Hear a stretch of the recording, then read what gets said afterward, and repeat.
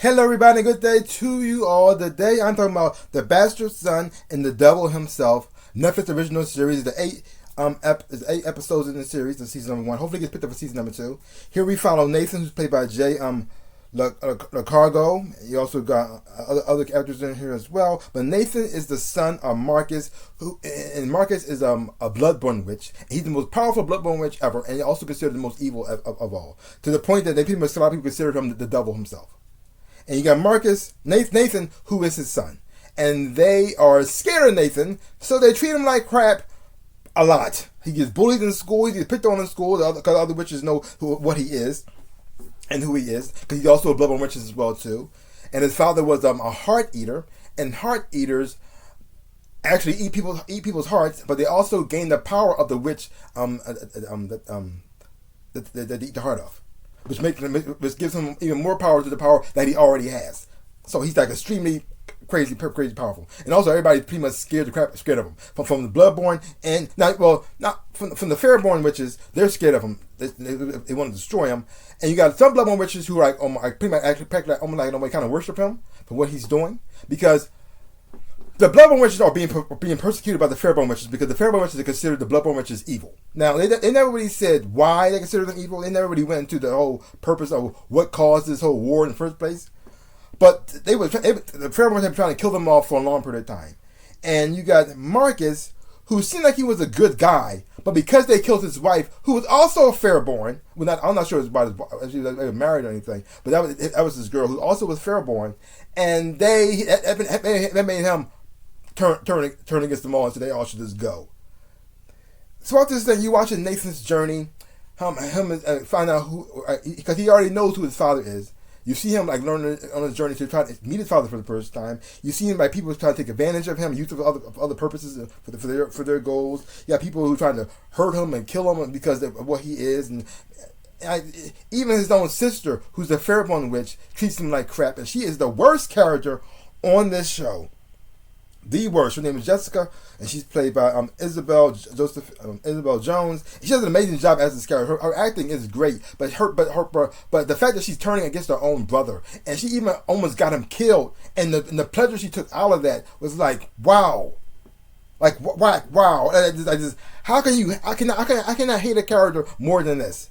And you're watching these fairborn witches who consider themselves to be good and just and pure, but do the most worst and the most horrible things ever to try to prove to the point of the blood witches that they're better than them. Like that, you are insane. And the main person of this is a guy named Saul, who's played by Paul Reddy, and Saul has all the witches on the show have to drink the blood of their of a family member of the ancestor to awaken their power. And when they turn 17, they have to drink the blood of the family member. They die, and it awakens a power in them. Now they're not like witches like you see like on Harry Potter. They can perform a lot of spells. No, they get like one power, whatever that is. You can control the water. That's it. That's all you can do. Or you can control fire, or make plants grow, or you can heal people. Whatever it is, that's what your power is. And so you have Saul. His power is that he can make plants grow. That's it. He can't control plants like poison ivy and make them attack you or anything like that. No, he can just make them grow on the ground. He'd be an excellent farmer or a botanist. But that's pretty much as far as his power can go. And so when Marcus shows up and is talking to the fairborn witches for the negotiations, but he only came there to pretty much kill them off. All he can do is hide in the closet with a little girl and try to keep her safe. He couldn't fight back. He couldn't do anything, and his pride and his ego was bruised that day. And you see him going this dark journey just to get revenge on a man because he couldn't do nothing to him a long time ago.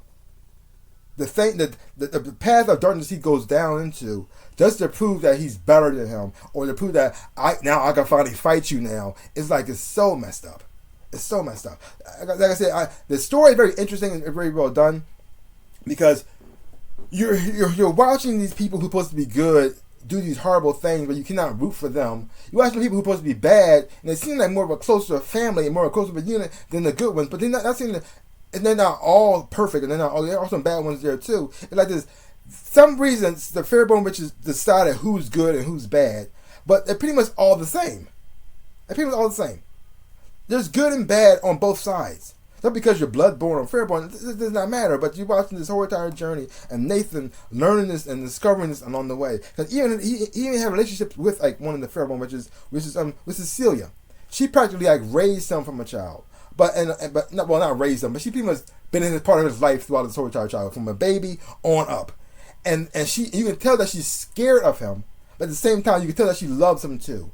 She also kind of hates him, but also wants to protect him and keep him safe. It's so weird. They even end up fighting in this episode, physically going at it.